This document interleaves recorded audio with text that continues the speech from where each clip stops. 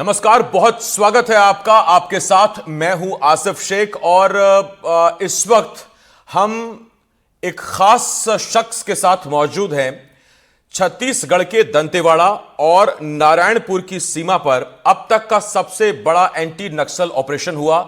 एक साथ single operation में 31 नक्सलियों को ढेर कर दिया गया और इस टीम को लीड करने वाले बस्तर आईजी सुंदरराज पट्टीलिंगम सर इस वक्त हमारे साथ मौजूद हैं। सुंदरराज सर, मैं बहुत बहुत स्वागत करता हूं आपका एनडीटीवी में। जी नमस्कार।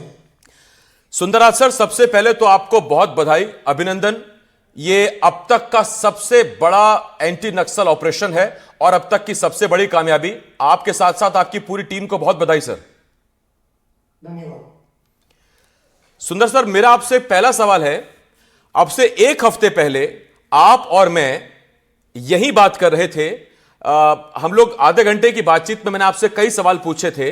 तो क्या उस वक्त जो शुक्रवार को मुठभेड़ हुई उसके बारे में प्लानिंग थी, आपको जानकारी थी, आप प्लान कर चुके थे, या उस बातचीत के बाद यह प्लानिंग हुई थी?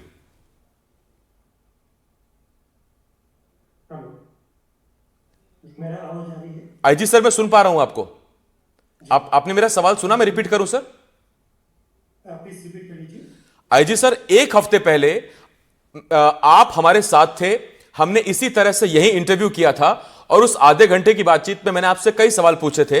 क्या उस वक्त दंतेवाड़ा नारायणपुर में जो अभी शुक्रवार को एनकाउंटर हुआ उसके बारे में प्लानिंग उस वक्त हो चुकी थी, या जब हमने इंटरव्यू किया था उसके बाद वो प्लानिंग हुई थी? निश्चित रूप से वो इलाका में भी हमारा रेडर में थे, लेकिन उसका प्लानिंग जैसा आज सूचना प्राप्त हुआ, फिर उसके तत्काल प्लानिंग का जो कार्रवाई आगे बढ़ गए थे। लेकिन ये इलाका भी हमारा जो मेन फोकस एरिया में थे, दंतेवाड़ा और नारायणपुर का सीमावर्ती इलाका हो गए, यानी जितना भी जो नक्सल प्रभावित क्षेत्र जहाँ पर अभी इनको काफी परिणाम देखने के लिए मिल रहा है, ये सभी हमारा फोकस एरिया में थे। और उसके जैसा जैसा आज सूचना हमको प्राप्त हुआ, फिर उसी के आधार पर माइन्यूट डिटेल से प्लानिंग आगे बढ़ते हुए हमको इस मुकाम तक पहुंचाने के लिए सफलता प्राप्त हुई है। आईजी सर, आपने हमसे बातचीत में कहा था कि बड़ा ऑपरेशन लॉन्च होगा, नक्सलियों का खात्मा होगा। तो जिस बड़े ऑपरेशन की तरफ आप इशारा कर रहे थे, क्या ये वही ऑपरेशन था? जैसा अनेक ऐसा ऑपरेशन में ये भी एक थे, क्योंकि अभी काफी काम और बाकी है, इसलिए ये ऑपरेशन निश्चित रूप से हमारे लिए काफी एक महत्वपूर्ण, एक डिसिसिव ऑपरेशन के रूप में हम देख सकता है। हमारा सुरक्षा बल की सभी सदस्यों का इस अभियान के परिणाम से मनोबल उनका बढ़ा है और नक्सली के मनोबल इस अभियान से काफी हद तक टूट गए थे। और आने वाला जो ऑपरेशन सीजन है मानसून के बाद, इस सीजन का शुरुआत काफी एक पॉजिटिव ढंग से, काफी एक सकारात्मक एक अनुभव के साथ ये अभियान का जो शुरुआत हुआ, वो निश्चित रूप से आने वाला 5-6 महीने हमारे लिए काफी एक महत्वपूर्ण सीजन रहेगा। उसके लिए एक बुनियादी के रूप में इसको हम देख सकते हैं। सुंदर सर, ये जो नक्सलियों का टीसीओसी रहता है मार्च टू जून और जुलाई तक, उसके बाद सीजन की शुरुआत मानी जाती है। ये सीजन का टाइमलाइन क्या है सर, जिसका आप जिक्र कर रहे हैं? आमतौर पर जो मानसून के अवधि में सुरक्षा बल द्वारा अनेक प्रकार के कठिनाई को सामना करना पड़ते, काफी नदी नाला में पानी उफान की स्थिति में रहते हैं और लगातार पानी गिरने से सुरक्षा बल को अभियान संचालित करने में कुछ प्रैक्टिकल दिक्कत सामने करना पड़ते। लेकिन इसके बावजूद वर्ष 2024 के मानसून सीजन में टीसीओसी की बात की जो अवधि, जो जून से लेकर हम अक्टूबर, मिडिल अक्टूबर तक इसको मानसून का अवधि के रूप में इसको देखते हैं, इस अवधि में टोटल 71 माओवादियों की डेड बॉडी अलग अलग मुठभेड़ के पश्चात रिकवर की गए थे। और मानसून अवधि में भी हमारे सुरक्षा बल द्वारा किसी प्रकार का कोई विश्राम नहीं किया, लगातार एक के बाद एक ऑपरेशन अंदरूनी इलाके में संचालित करते रहा, जिसके परिणाम काफी पॉजिटिव रहा। जैसा मैंने जिक्र किया था, मतलब टोटल 71 माओवादियों के डेड बॉडी इस मानसून का अवधि में अब तक सुरक्षा बल ने रिकवर की गए थे। और जैसा टीसीओसी अवधि में भी सुरक्षा बल द्वारा पूरा सावधानी पूर्वक कार्रवाई का अंजाम देते हुए इस दौरान भी काफी अच्छा रिजल्ट हमको देखने मिला। आमतौर पर टीसीओसी में नक्सल की जो एडवांटेज रहते, जी। लेकिन वर्ष 2024 में माओवादी के किसी प्रकार का एडवांटेज टीसीओसी का अवधि में भी नहीं दी गई थे।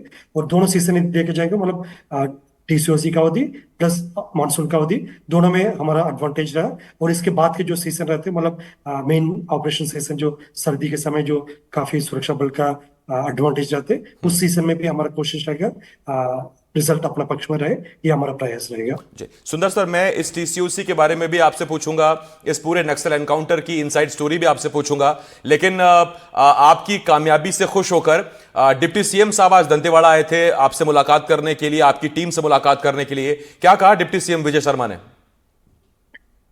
जी, जैसा अ, अभियान के पश्चात सभी सुरक्षा बल सही सलामत वापस अपना अपना जिला मुख्यालय लौट आ गए थे। उसके बाद माननीय मुख्यमंत्री महोदय के संदेश को लेकर माननीय उप मुख्यमंत्री महोदय एवं शासन के वरिष्ठ मंत्रीगण आज दंतेवाड़ा पहुंचा थे और सुरक्षा बल के जवान का शाबाशी दिया और उनके अनुभव के बारे में जानकारी प्राप्त हुआ। मतलब किस तरीके से अभियान संचालित हुआ है, अभियान के दौरान क्या कुछ हमको चुनौती रहा, इन सब बात को डायरेक्टली जो फोर्स के हमारा बल सदस्य से उन्होंने सुना है और काफी अप्रिशिएट किया उन्होंने।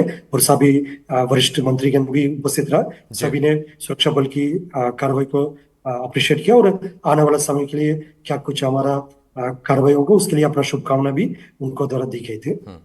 सुंदर सर, इसमें सबसे अच्छी बात यह रही कि हमारा सिर्फ एक जवान घायल है जो रायपुर में एडमिट है और उनका इलाज चल रहा है। उनका हेल्थ अपडेट क्या है सर? पूरी तरह ठीक है वो? हमारा डीआरजी जवान जिसका अभियान के दौरान स्प्लिंटर इंजरी लग गए थे, उनका स्थिति अभी सामान्य है, खतरा से बाहर है। मतलब उनका इलाज अभी रायपुर में जारी है। उनसे लगातार हम लोग बातचीत में हैं और उनका मनोबल भी काफी अच्छा है और अभी डॉक्टर से प्राप्त जानकारी अनुसार बिल्कुल वो स्वस्थ है और किसी प्रकार का कोई चिंता वाला विषय नहीं रहा। ठीक। आईजी सर, जिस दिन ये ऑपरेशन हुआ उस दिन अमावस का दिन था, अमावस की रात थी, तो क्या ये कोइंसिडेंस था कि अमावस की रात को ही नक्सली बड़े लीडर्स, बड़े कमांडर्स वहां पर मौजूद हैं, ये इंफॉर्मेशन आपको मिली, या फिर वहां वो पहले से थे, कुछ दिन स्टे कर रहे थे और आप लोगों ने उस अमावस की रात को चुना? जिस इलाके में जो माओवादी के साथ मुठभेड़ हुआ, आमतौर पर ईस्ट बस्तर डिवीजन कमेटी और कंपनी नंबर 6 का इलाका, जैसे माओवादी का एक पुराना मोडस ऑपरेंडी है जो इंटर डिस्ट्रिक्ट बॉर्डर्स है, इंटर स्टेट बॉर्डर्स है, इसको अपना एडवांटेज में इस्तेमाल करते हैं। जहां ईस्ट बस्तर डिवीजन कमेटी का जो साथ मुठभेड़ हुआ उस इलाके में 5 जिला के संगम क्षेत्र माने जाते हैं, जिला दंतेवाड़ा, जिला नारायणपुर, जिला बस्तर, बीजापुर एवं कोंडागांव। इस प्रकार 5 जिला के एक जंक्शन इलाका माना जाता है और काफी कठिन भौगोलिक परिस्थिति है और नदी नाला भी बरसात के बाद काफी पानी भी है नदी नाला में। और इन सब परिस्थिति के साथ साथ जो अंधेरी रात का भी फायदा माओवादी द्वारा हमेशा उठाए जाते हैं। जैसा मैं पूर्व में जिक्र किया, आजकल हमारे सुरक्षा बल सदस्य द्वारा सभी प्रकार की चुनौती को सामने करने के लिए उन्हें पर्याप्त ट्रेनिंग दी गई थे, साधन संसाधन भी उपलब्ध किए गए थे और उनकी खासतौर पर मनोबल काफी मजबूत है और इरादा काफी स्पष्ट है, इलाका से नक्सल गतिविधि को समाप्त करना। उसके लिए काफी चुनौती को हमको सामना करना पड़ते, भी कुछ असुविधा भी होते हैं, फिजिकली मतलब काफी टायरनेस भी होते। इन सब के बावजूद हमारा बल सदस्य, महिला कमांडर से लेकर हमारा जितना भी जवान से अधिकारी से इस ऑपरेशन का एडिशनल एसपी रैंक का ऑफिसर लीड कर रहे थे, 2 डीएसपी भी इस अभियान में शामिल रहा। उसके साथ काफी बड़ी संख्या में हमारे इंस्पेक्टर, सब इंस्पेक्टर लेकर सभी कमांडर्स भी इसमें शामिल रहा और मॉनिटरिंग भी एसपी लेवल पर, डीएजी लेवल पर, आईजी लेवल पर, पुलिस मुख्यालय लेवल पर भी डीजी साहब से लेकर एडी साहब से लेकर सभी वरिष्ठ अधिकारी इसको लगातार मॉनिटर करते हैं। और मैं इस बात को भी जिक्र करना चाहूंगा, जब ये अभियान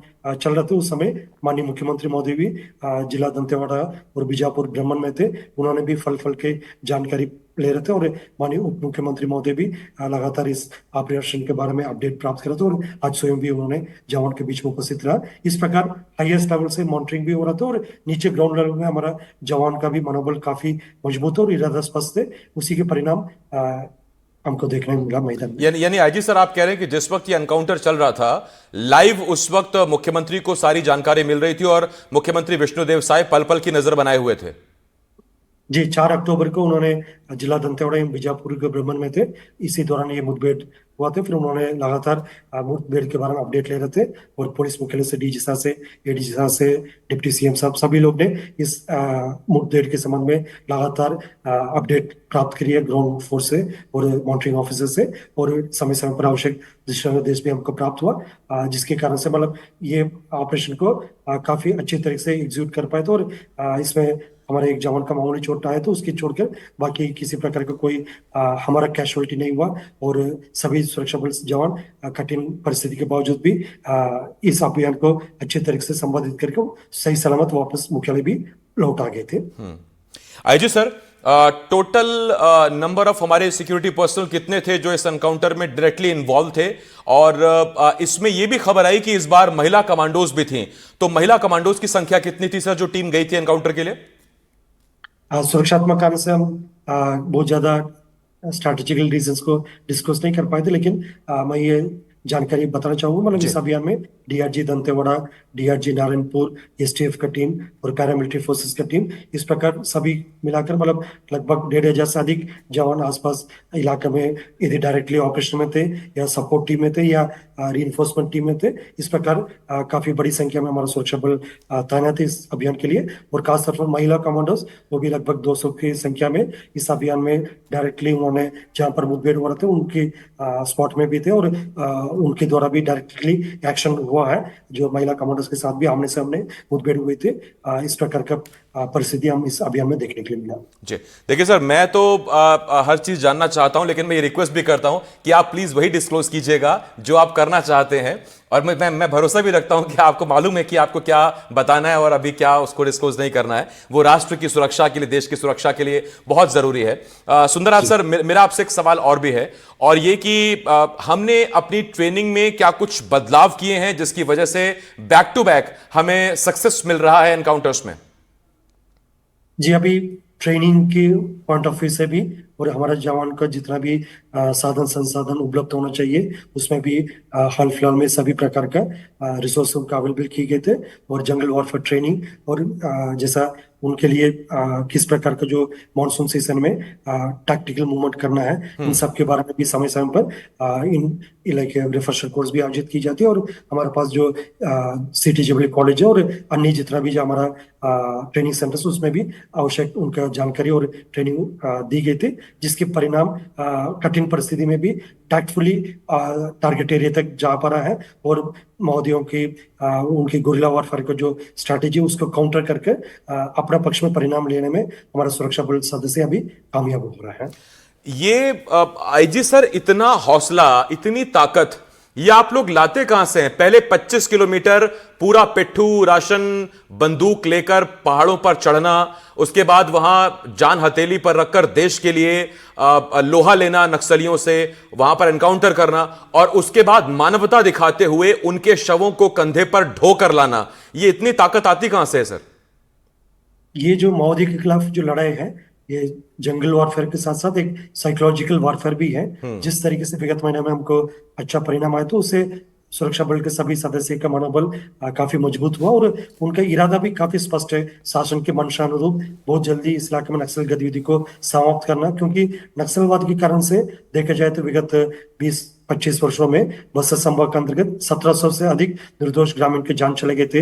1200 से अधिक हमारा सुरक्षा बल के साथी का शहादत हुआ और कई करोड़ों के सास की संपत्ति नुकसान हुआ और जनहानि हुआ, मालहानि हुआ। इन सब कारण से क्षेत्र की जनता भी चाहते बहुत जल्दी इस इलाके से नक्सल गतिविधि समाप्त हो, उनकी संगठन की गतिविधि खात्मा हो। इस इच्छा अनुसार शासन का भी एक स्पष्ट निर्देश है। बहुत आने वाला 1.5-2 साल में हम इसमें काफी एक निर्णायक स्थिति में पहुंचना चाहिए। भारत सरकार से लेकर राज्य सरकार से पुलिस मुख्यालय सबका इस दिशा में स्पष्ट एक इरादा है। उसको क्रियान्वयन करते हुए हमारा सुरक्षा बल सदस्य द्वारा एक मजबूत इरादा के साथ मैदान में जा रहा था और परिणाम ले रहे थे। उसमें निश्चित रूप से फिजिकल टायर्डनेस होते हैं, काफी आईडी के चुनौती रहते हैं, और जैसा कई बार मतलब जंगल में ऑपरेशन करते समय उनका जानवर से भी आमने सामने हो जाते, कभी मधुमक्खी से हमला हो जाते, कभी भालू से हमला हो जाते। इन सब कठिन परिस्थिति के बावजूद भी एक स्पष्ट मनोबल है, मतलब स्पष्ट इरादा है क्षेत्र की जनता को हमको रक्षा करना, वो दायित्व सुरक्षा बल की है।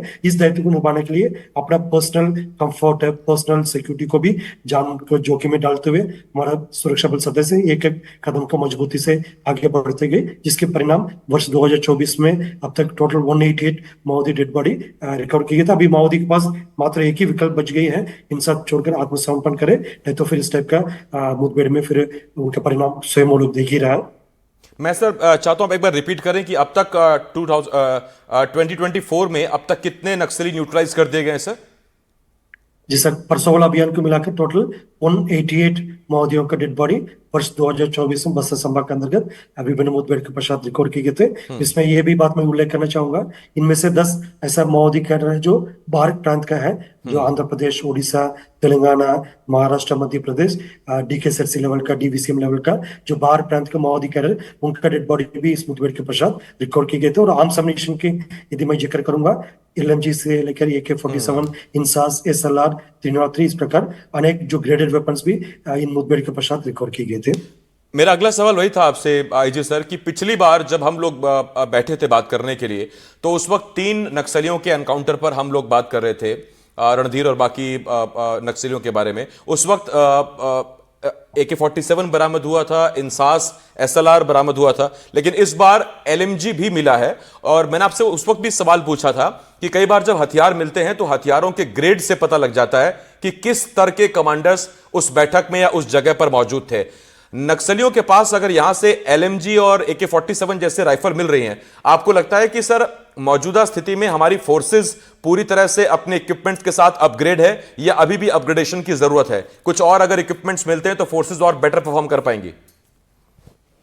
जैसा भी हाल फिलहाल में हमको जो वेपन रिकवरी में या माओवादी कैडर के डेड बॉडी रिकवरी में जो एक जो अपग्रेडेशन जो परिणाम देखने मिल रहे थे, उसके पीछे 2-3 मेन कारण है। सबसे पहले, जैसा मैं पूर्व में भी जिक्र किए थे, हमारा सुरक्षा बल जवान द्वारा, सभी कमांडर्स द्वारा काफी मजबूती से अपना जो टारगेट को ओर आगे बढ़ते हुए इस प्रकार का परिणाम ले आ रहा था। उसमें उनका ट्रेनिंग, उनके दी जा रही जो साधन संसाधन और सभी प्रकार का जो लॉजिस्टिक सपोर्ट, वो भी महत्वपूर्ण भूमिका निभाते हैं। साथ साथ जो माओवादी कैडर के पुराना एक तौर तरीके रहते थे, जो बाहर के जो टॉप लीडरशिप है, स्थानीय माओवादी कैडर के ह्यूमन शील्ड के रूप में इस्तेमाल करते थे। जी। कभी भी मुठभेड़ होते, स्थानीय माओवादी कैडर को सामने करके पीछे से जो बाहर के जो टॉप लीडरशिप माओवादी कैडर भाग जाते हैं और सारी माओवादी कैडर की डेड बॉडी अलग अलग मुठभेड़ में हम अब तक करते आ रहे हैं। लेकिन इस बार इसको भी मौका नहीं मिल रहा है। हमारा घेराबंदी इतना तगड़ा रहा और स्थानीय माओवादी कैडर भी इस बात को लेकर समझ गई, मतलब अभी बाहर के माओवादी कैडर को प्रोटेक्ट करने उनका काम नहीं है, क्योंकि बाहर के माओवादी कैडर के कारण से उनका इलाके में अब तक इतना नुकसान हुआ, जनहानि हुआ, मालहानि हुआ। इसलिए स्थानीय माओवादी कैडर भी कहीं ना कहीं अपना टॉप लीडर्स को प्रोटेक्ट करने में पीछे हट रहा है। उसी कारण से आपस में लड़ाई झगड़ा भी हो रहा है।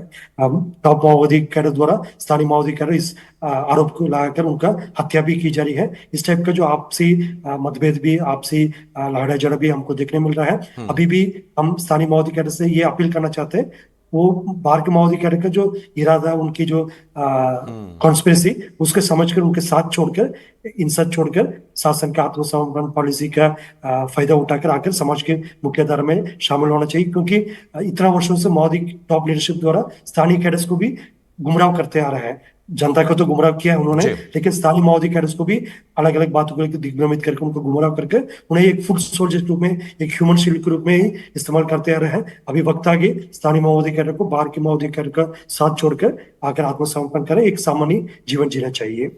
आईजी सर, क्या आप ये डिस्क्लोज कर सकते हैं सर कि इस पूरे ऑपरेशन में स्टेट पुलिस, DRG के अलावा और कौन सी कंपनियां शामिल थी सर? जैसे इस अभियान में DRG Dantewada, DRG Narayanpur, STF का बल थे और CRPF उस इलाके में तैनात है। उनका भी काफी एक सहयोग रहा है इस अभियान के दौरान। और जैसा सभी बल में हमारा महिला कमांडर्स भी, उन्होंने भी सभी जो उनके पुरुष साथी के बराबर इस अभियान में पार्टिसिपेट करके उन्होंने भी कई माओवादियों का आमने सामने करके मुठभेड़ में उनका भी मार गिराए गए थे। इस टाइप का सभी बल सदस्य का काफी एक महत्वपूर्ण भूमिका रहा। अबूझमाड़ में अभी तक सर कोई कैंप नहीं है, क्या ये खबरें आई थी, इन खबरों में कितनी सच्चाई है कि अब सुरक्षा बल अबूझमाड़ में भी एक कैंप लगाने वाले हैं?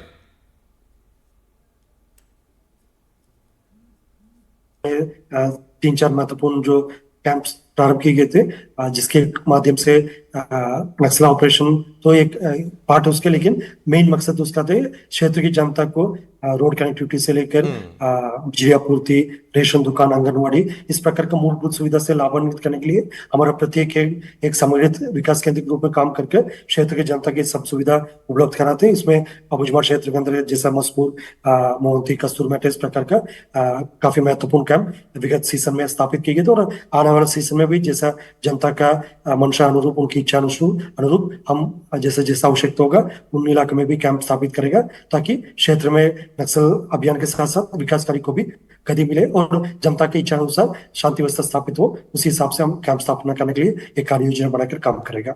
जी सर, नक्सली भी सुरक्षा बलों की तरह अपना एक इंफॉर्मेशन, एक सोर्स, एक तंत्र बना के रखते हैं, और कई बार जब हमारे जवान मूव करते थे, मूवमेंट करते थे, तो वो इंफॉर्मेशन नक्सलियों तक पहुंच जाती थी। ताड़मेटला या बाकी तमाम जगहें उस चीज का एग्जाम्पल हैं जो जो आज तक हमारे जवानों के साथ उन्होंने किया। इस बार अमावस की रात थी, उनके इन्फॉर्मर्स को जानकारी नहीं मिली, या हमारे सुरक्षा बलों ने इतना लेट मूव किया कि ये इन्फॉर्मर्स ने सोचा नहीं था, या दरअसल अब इंफॉर्मेशन जो सोर्सेज हैं वो नक्सलियों के वीक पड़ रहे हैं, टूट रहे हैं, और उस वजह से उतनी जानकारी अब नक्सलियों तक पहुंच नहीं रही है। जिस तरीके से विगत वर्षों में मोदी द्वारा अपना एक स्ट्रॉन्ग इंफॉर्मेशन नेटवर्क तैयार करके रखे थे, वो भी कंपलसरी रिक्रूट माध्यम से गांव के युवा युवतियों को मिलिशिया कैडर में भर्ती कर देते और उन्हें टास्क दी जाती, मतलब सुरक्षा बल के मूवमेंट के बारे में आप तत्काल हमें जानकारी दे करके। लेकिन अभी धीरे धीरे जैसा मिलिशिया कैडर्स भी काफी बड़ी संख्या में आत्मसमर्पण हो रहा, या कुछ लोग गिरफ्तार भी हुआ, कुछ लोग मुठभेड़ के पश्चात उनका डेड बॉडी भी रिकवर की गए थे। इसी कारण से माओवादियों का जो इंटेलिजेंस नेटवर्क है वो काफी हद तक कमजोर होते आ रहा है। अभी भी हम माओवादियों का ताकत को कम आकलन नहीं कर रहा है, अभी भी हमको सावधानी पूर्वक के आगे कार्रवाई करना पड़ेगा। लेकिन पूर्व की तुलना में अभी काफी हद तक उनकी इंटेलिजेंस नेटवर्क डिस्टर्ब हुआ है, उनके कमजोर होते जा रहे हैं, उनका एरिया सिमटते जा रहा है, उनके पैर के नीचे से जमीन खिसकते जा रहा है। इस टाइप माओवादी को जो बेस एरिया वो श्रिंक होते जा रहा है, जिसके कारण से उनको सही समय पर मतलब सुरक्षा बल की मूवमेंट की जानकारी प्राप्त करके उस इलाकों को खाली करके दूसरे इलाके में भागने को उनका मौका नहीं मिल रहा। और हमारा टैक्टिक्स भी ऐसा रहा, मतलब माओवादी कहीं भी भाग रहे हैं, उनका गैर क्रम उनके खिलाफ प्रभावी रूप से कार्रवाई करने में हमें सफलता प्राप्त हो रहा है। और आने वाले समय में हमारी कोशिश ये रहेगी, मतलब माओवादी द्वारा यदि बंदूक के बल पर हिंसा के आतंक पर क्षेत्र की जनता को यदि प्रदर्शित करेगा, हम मुंह तोड़ जवाब देंगे उनको। जी सर, बस एक दो छोटे सवाल और पूछने हैं मुझे आपसे। आईजी सर, एक सवाल तो आपसे सर मुझे ये पूछना है कि देखिए, पीएलजीए कंपनी नंबर 6 पूरी तरह साफ हो गई इस एनकाउंटर के बाद, जो जानकारी हमें मिली। आम आदमी पूछता है सर कि और ये कितने नक्सली बाकी हैं, क्योंकि मार्च 26 का सबको इंतजार है, जो डेडलाइन केंद्रीय गृह मंत्री अमित शाह ने तय की है। तो अगर स्थानीय कैडर की बात करें तो कितने राउंड ऑफ कितना एक नंबर होगा नक्सलियों का? जैसे माओवादी संगठन को समझने के लिए हमको उनके जो पूरा फॉर्मेशन के बारे में भी थोड़ा जानकारी होना आवश्यक है।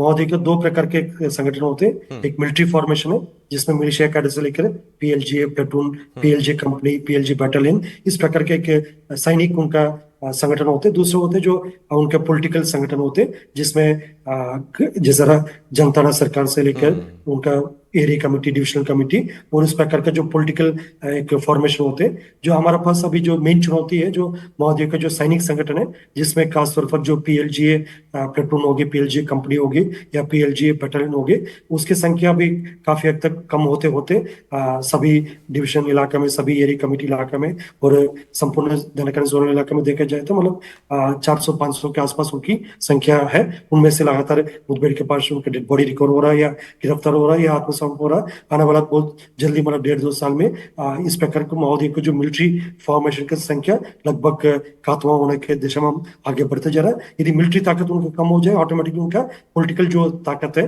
जिसमें जनता सरकार से लेकर चैतन्य नाटक मंडली होगी, डीएकेएमएस होगी, इन सब संगठन अपने आप विलोपित हो जाएगा। इसलिए आने वाला बहुत जल्दी, मतलब बस्तर में नक्सल गतिविधि से हमको राहत मिलेगा, उनकी आतंक से मुक्ति मिलेगा, ये हमारा पूरा विश्वास है। और शासन का भी ये स्पष्ट मंशा है, वो जल्दी इसका समस्या को समाधान करना।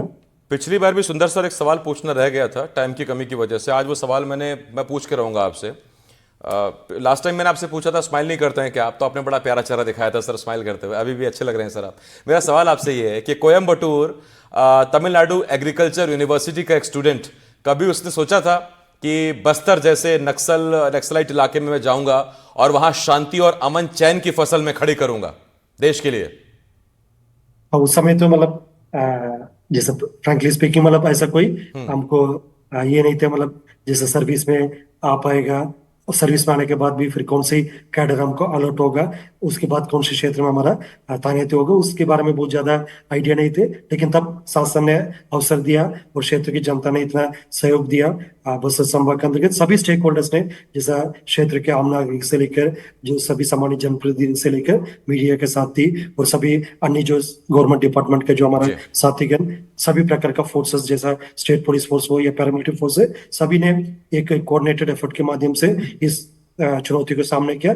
उसमें सौभाग्यवश हमको भी एक पार्ट होने का एक अवसर शासन ने दिया और क्षेत्र की जनता के भी सभी का अच्छा सहयोग रहा। और जैसा माँ दंतेश्वरी का भी क्षेत्र के ऊपर आशीर्वाद हमेशा रहा और खासतौर पर फोर्सेस के ऊपर इस साल जी उनका आशीर्वाद बना रहा, जिसके कारण से हमको काफी एक अच्छा परिणाम देखने के लिए मिल रहा है। और निश्चित रूप से आने वाले समय में हम क्षेत्र की जनता की इच्छा अनुसार और शासन की मंशा अनुसार हम इस टारगेट को लेकर आगे बढ़ेंगे और इसमें हम जैसा क्षेत्र की जनता को नक्सल आतंक से मुक्ति दिलाने में हम सफल निश्चित रूप से होगा, ये हमारा पूरा विश्वास है। बेस्ट विशेष हैं सर, बहुत बहुत आपको शुभकामनाएं हैं और सैल्यूट करता हूं सर, बहुत गर्व फील कर रहा हूं आपसे बात करते हुए। वर्दीधारी से जब भी बात होती है, वर्दी वाले से जब भी बात होती है, गर्व महसूस होता है। और एक बार फिर आपको और आपकी टीम को पूरी बधाई, और हम सैल्यूट करते हैं सर आपको, एनडीटीवी सैल्यूट करता है उस पूरी टीम को जिन्होंने जान हथेली पर लेकर देश के दुश्मनों का सफाया किया। वो नक्सली जो आम आदमियों को मारते हैं, जो विचारधारा के नाम पर बेकसूरों की जान लेते हैं, जो देश के अंदर देश को खोखला करने की कोशिश कर रहे हैं, उन्हें सबक सिखाने का काम आपके जिम्मे है, आप उसे बखूबी निभा रहे हैं। बहुत धन्यवाद सर बातचीत करने के लिए। सुंदर सर। जी धन्यवाद, नमस्कार जी।